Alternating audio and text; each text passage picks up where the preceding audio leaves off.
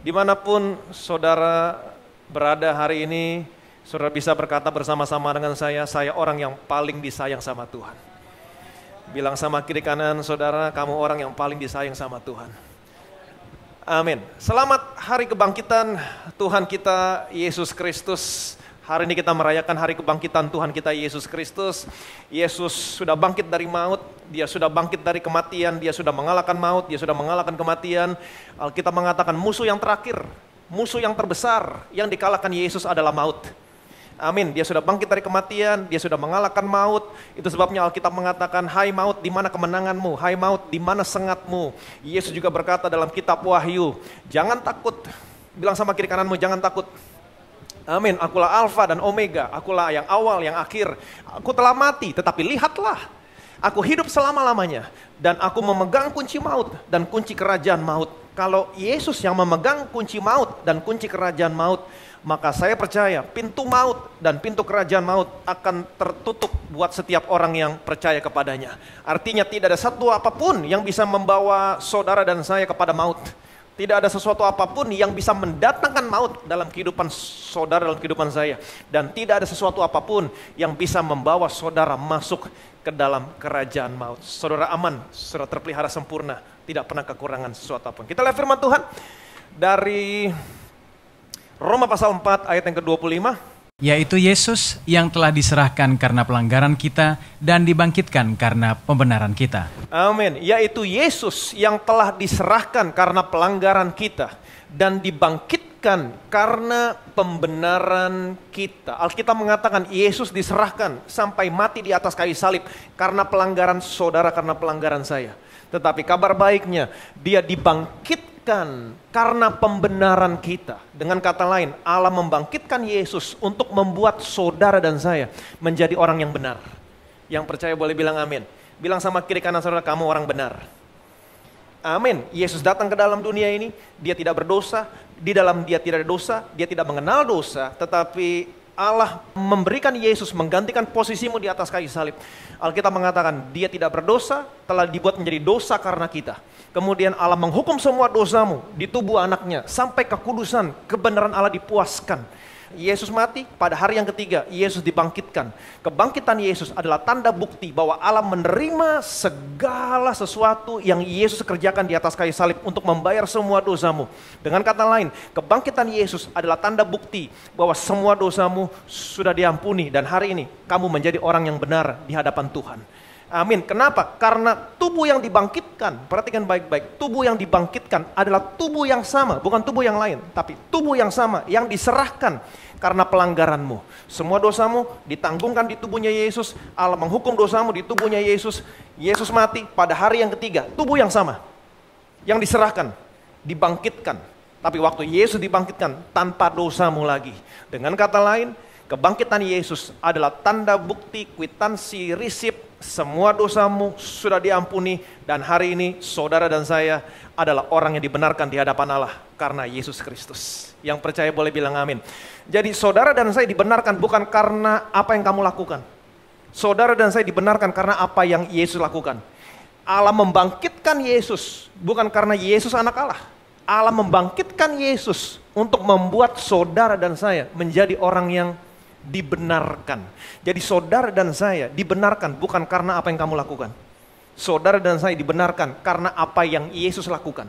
Dan apa yang Yesus lakukan kekal untuk selama-lamanya. Artinya saya punya kabar baik, kebenaranmu, kebenaran saya kekal untuk selama-lamanya. Yang percaya boleh bilang amin. Nah, di dalam Alkitab ada begitu banyak janji Tuhan untuk orang benar. Siapa orang benar? Saudara dan saya. Bilang lagi sama kiri kanan saudara, kamu orang benar. Nah, di dalam Alkitab ada begitu banyak janji Tuhan untuk orang benar. Salah satunya berkata begini. Amsal, perhatikan baik-baik. Sungguh, orang jahat tidak akan luput dari hukuman, tetapi keturunan orang benar akan diselamatkan. Amin. Sungguh, orang jahat tidak akan luput dari hukuman, tetapi keturunan orang benar akan diselamatkan. Siapa yang dimaksud dengan orang benar di sini? Saudara dan saya. Yang percaya boleh bilang amin. Alkitab mengatakan keturunan orang benar akan diselamatkan. Artinya apa? Anak cucumu akan diselamatkan. Amin. Anak cucumu akan diselamatkan. Nah, Kalau saudara baca berita atau baca koran yang ada di hari-hari terakhir ini, berita-berita yang mengerikan yang terjadi sama anak-anak saudara, sama anak-anak orang lain, kemudian timbul kekhawatiran, timbul rasa takut, timbul kecemasan bahwa hal ini juga akan menimpa anak-anak saudara nanti. Kemudian saudara berdoa minta perlindungan sama Tuhan. Kemudian saudara raih janji firman Tuhan. Tuhan, janji firman-Mu yang mengatakan bahwa anak cucu orang benar akan diselamatkan. Nah, terkadang ketika saudara mengklaim janji Tuhan, terkadang ketika saudara mengklaim firman Tuhan, terkadang timbul pikiran dalam pikiran saudara yang mengatakan begini, apakah kamu sudah cukup benar untuk membuat Tuhan melindungi anakmu? Apakah kamu sudah cukup benar membuat Tuhan untuk memproteksi anakmu? Apakah kamu sudah melaksanakan hukum Taurat? Apakah kamu sudah melaksanakan perintah Tuhan? Nah, pikiran-pikiran yang datang seperti ini sesungguhnya membuat saudara hanya fokus kepada dirimu sendiri. Apakah saya, apakah kamu? Nah, kalau ada orang lain yang datang sama saudara kemudian berkata, apakah kamu sudah cukup benar untuk membuat Tuhan melindungi kamu? Apakah kamu sudah cukup benar untuk membuat Tuhan memproteksi kamu? Apakah kamu sudah melaksanakan hukum Taurat? Apakah kamu sudah melaksanakan perintah-perintah Tuhan? Nah, kalau ada orang yang datang sama saudara berkata demikian, artinya orang ini mau mendirikan kebenaran di atas dasar perbuatan. Kebenaran karena perbuatan. Padahal kebenaran saudara, kebenaran saya adalah kebenaran karena iman. Jadi jangan biarkan ada orang datang sama saudara memutarbalikkan kebenaran. Amsal berkata, keturunan orang benar akan diselamatkan. Apakah kamu orang benar? Yes. Amin. Saya punya kabar baik buat saudara. Kebenaran saudara, kebenaran saya tidak ada hubungan dengan perbuatanmu. Amin. Kebenaranmu, kebenaran saya tidak ada hubungan dengan performance saudara, kemampuan saudara. Tapi kebenaranmu, kebenaran saya berhubungan dengan apa yang Allah lakukan melalui anaknya. Allah membuat anaknya yang tidak berdosa menjadi berdosa supaya hari ini saudara dan saya menjadi orang yang dibenarkan di hadapan Allah. Yang percaya boleh bilang amin. Amin. Alkitab mengatakan keturunan orang benar akan diselamatkan. Kalau ada orang datang sama saudara, apakah kamu orang benar? Yes, saya orang benar. Tetapi kalau mereka berkata, memangnya gue gak tahu lu siapa. Saudara bisa berkata, memangnya kamu tidak tahu saya siapa. Kamu mau tahu saya siapa? Saya adalah orang yang dibenarkan Allah karena iman dalam Kristus Yesus. Amin. Biarin mereka marah. Yang penting saudara happy. Saya adalah orang yang dibenarkan karena iman. Nah, mungkin saudara berkata, Pak, tadi Bapak berkata kita adalah orang yang dibenarkan karena iman, bukan karena perbuatan. Nanti kalau orang tahu dibenarkan karena iman, bukan karena perbuatan, nanti orang akan berbuat seenak-enaknya. No. Kalau saudara percaya sesuatu yang benar, hidupmu benar. Tapi kalau saudara percaya sesuatu yang salah, hidupmu salah.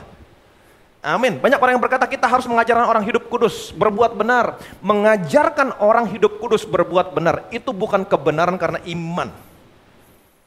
Biarlah mereka menerima kebenaran karena iman. Biarlah mereka menerima kebenaran karena pemberian terlebih dahulu. Maka saya percaya apa yang mereka terima akan mengubahkan gaya hidup mereka. Perbuatan benar akan muncul, kekudusan akan muncul. Amin. Roma pasal 9, perhatikan baik-baik. Jika demikian, apakah yang hendak kita katakan?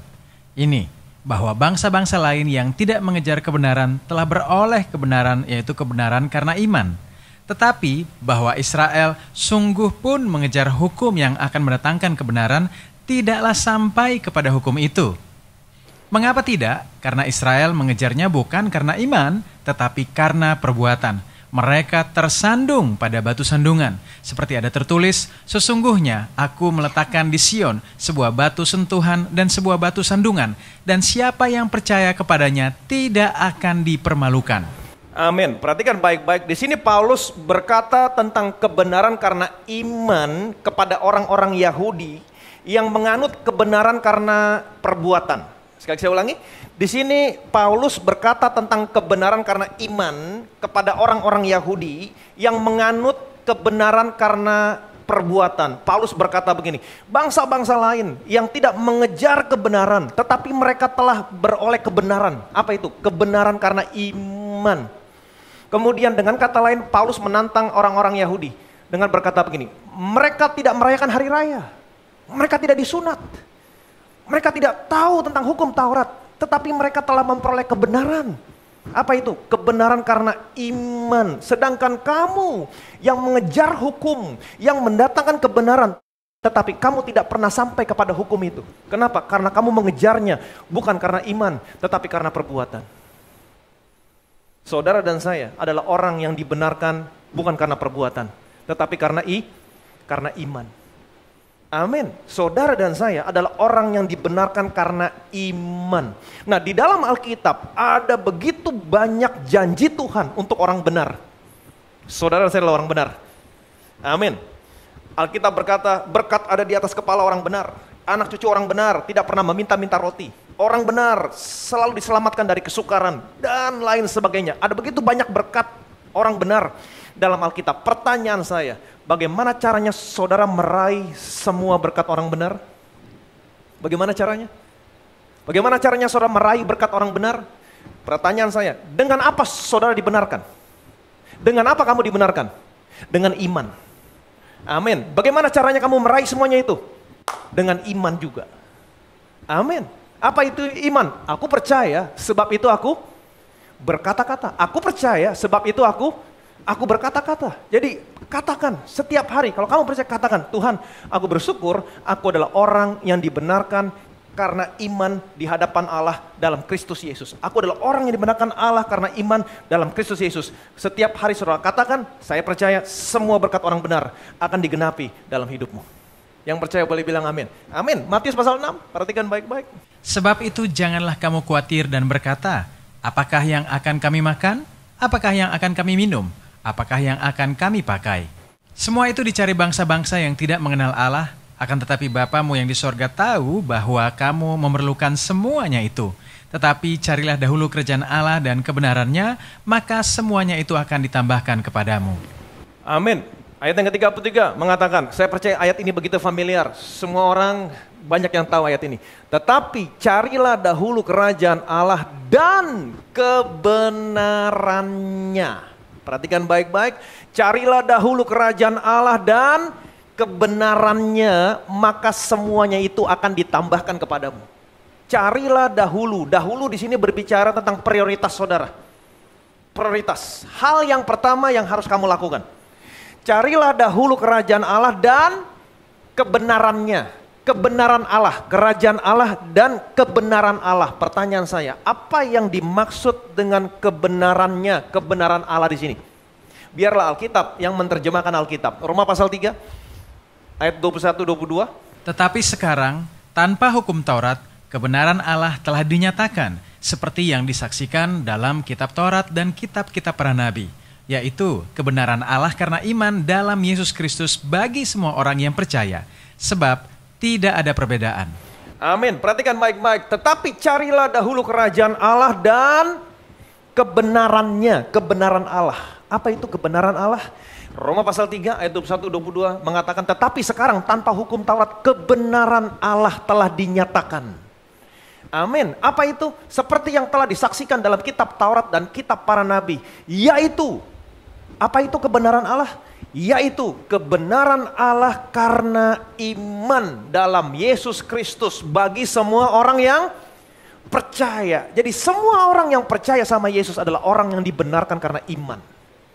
Yang percaya boleh bilang amin. Carilah dahulu kerajaan Allah dan kebenarannya. Apa kebenarannya? Kebenaran karena iman dalam Kristus Yesus buat semua orang yang percaya. Amin. Jadi kalau saudara percaya, katakan. Jadi carilah dahulu kerajaan Allah. Carilah dahulu prioritas.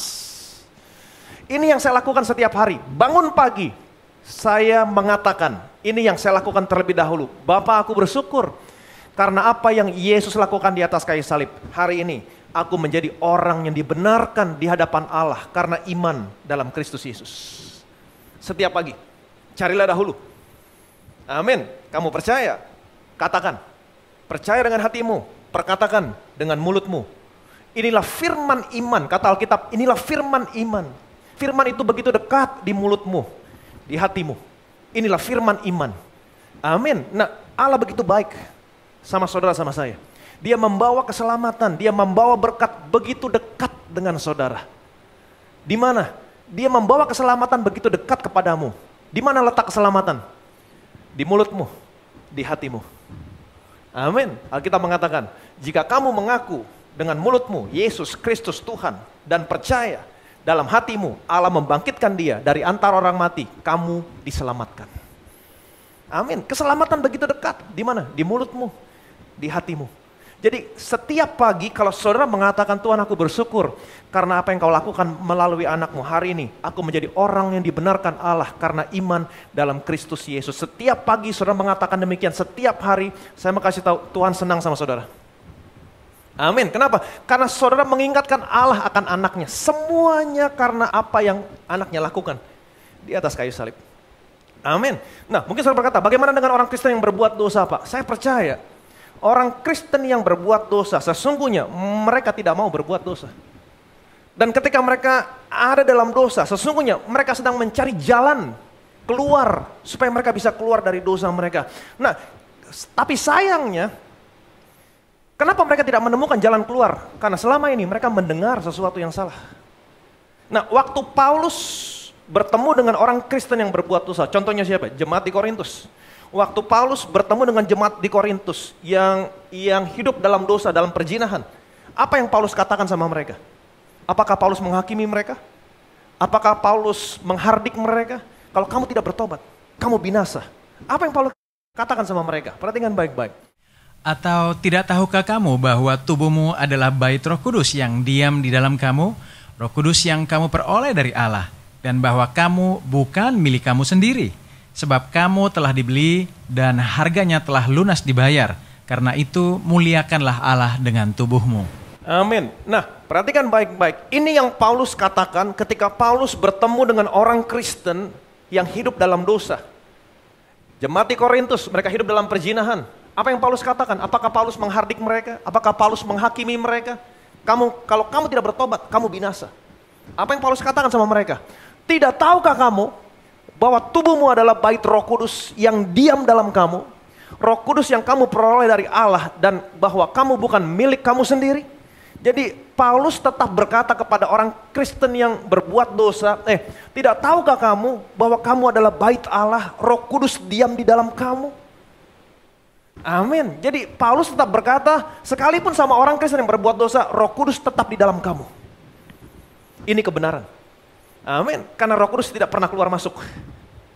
Amin. Yesus berkata, aku akan minta kepada Bapa supaya ia memberikan kepadamu seorang penolong yang lain untuk menyertai kamu selama-lamanya. Yang percaya boleh bilang amin. Amin. Kemudian sebab kamu telah dibeli dan harganya telah lunas dibayar. Karena itu muliakan Allah dengan tubuhmu. Dengan kata lain Paulus berkata, kamu adalah bait Allah. Roh Kudus diam di dalam kamu. Oke, tinggalin dosamu dan muliakan Allah dengan tubuhmu. Amin. Ini yang Paulus katakan kepada orang Kristen yang masih berbuat dosa. Tetapi yang kita dengar dalam gereja adalah sebaliknya hari ini. Kalau ada orang yang berbuat dosa, maka mereka akan menghakimi orang yang berbuat dosa. Kalau kamu gak bertobat, kamu binasa. Kamu berdosa. Tahukah kamu bahwa Roh Kudus keluar? No, Roh Kudus tidak pernah keluar. Roh Kudus tetap tinggal dalam saudara. Ingat seperti yang tadi saya katakan, Yesus berkata, aku akan minta kepada Bapa supaya ia memberikan penolong yang lain, supaya dia menyertai kamu selama-lamanya. Roh Kudus tetap tinggal dalam saudara, memberikan kekuatan sama saudara. Ketika saudara jatuh, dia memberikan kekuatan supaya kamu punya kekuatan untuk bangkit, tinggalin dosamu, dan hidup dalam kekudusan yang sesungguhnya. Yang percaya boleh bilang amin. Amin. Ayat berikutnya perhatikan baik-baik. Sebab jika oleh dosa satu orang mau telah berkuasa oleh satu orang itu, maka lebih benar lagi mereka yang telah menerima kelimpahan kasih karunia dan anugerah kebenaran akan hidup dan berkuasa oleh karena satu orang itu, yaitu Yesus Kristus. Amin. Sebab jika oleh dosa satu orang maut telah berkuasa oleh satu orang itu. Perhatikan baik-baik, sebab jika oleh dosa satu orang. Siapa yang dimaksud dengan dosa satu orang di sini? Adam. Betul? Karena Adam berdosa, maut telah berkuasa oleh satu orang itu. Saya mau saudara mengerti, ketika Tuhan menciptakan manusia, Tuhan tidak pernah merancangkan manusia untuk mati. Amin. Dengan kata lain, waktu Tuhan menciptakan manusia, Tuhan merancangkan manusia untuk hidup selama-lamanya. Yang percaya boleh bilang amin. Kenapa? Karena waktu Tuhan menciptakan manusia, Tuhan tidak pernah menyebut umur manusia sekian. Tidak pernah. Artinya apa? Tuhan menciptakan manusia, Tuhan merancangkan manusia untuk hidup selama-lamanya. Tetapi karena Adam jatuh dalam dosa, maut datang maut berkuasa. Itu benar? Yes, itu benar. Tetapi saya sangat suka sekali kalimat berikutnya. Maka lebih benar lagi. Nah, ini lebih benar lagi. Kalau Adam dosa, maut berkuasa, itu benar. Tetapi ini lebih benar lagi. Yang percaya boleh bilang amin. Amin. Ini lebih benar lagi. Mereka yang telah menerima, siapakah mereka? Mereka yang menerima. Amin. Mereka yang menerima. Apakah saudara menerima? Amin. Mereka yang menerima kelimpahan kasih karunia dan anugerah kebenaran akan hidup dan berkuasa oleh karena satu orang itu. Siapakah dia? Yesus Kristus. Mereka yang menerima. Ini berbicara tentang mereka yang menerima. Apakah saudara menerima? Menerima apa? Menerima kelimpahan kasih karunia dan anugerah kebenaran. Perhatikan baik-baik, menerima kelimpahan kasih karunia dan anugerah kebenaran. Apa yang terjadi sama orang ini? Akan hidup dan berkuasa. Katakan bersama saya, hidup dan berkuasa. Jadi dua hal ini, perhatikan baik-baik, dua hal ini. Kelimpahan kasih karunia dan anugerah kebenaran. Apa itu anugerah? Apa itu anugerah? Pemberian. Amin. Anugerah adalah pemberian. Perhatikan baik-baik. Kalau saya datang sama saudara, saya memberi buku sama saudara. Tapi kemudian saudara berkata, berapa bukunya? Saya bayar. Saudara menghina. Ketika saya memberi kepada saudara, yang terbaik yang bisa saudara lakukan adalah menerima. Yang pertama, menerima. Yang kedua, mengucap syukur. Betul? Mengucap syukur. Jadi ingat baik-baik, dua hal ini. Menerima kelimpahan kasih karunia dan anugerah kebenaran setiap hari. Terima ini. Maka lebih benar lagi. Perhatikan baik-baik kalimatnya. Sebab oleh dosa satu orang maut berkuasa. Ini benar? Ini benar. Amin. Tetapi ada yang lebih benar lagi. Maka ini lebih benar lagi. Yang mana? Alkitab mengatakan mereka yang menerima kelimpahan kasih karunia dan anugerah kebenaran. Ketika saudara menerima dua hal ini, kasih karunia dan anugerah kebenaran, apa yang terjadi sama saudara? Kamu akan hidup dan berkuasa. Siapa di sini yang mau hidup dan berkuasa? Terima dua hal ini. Ini very simple. Amin. Dalam situasi seperti ini ada begitu banyak orang yang mati. Tetapi saya mau saudara mengerti hari ini.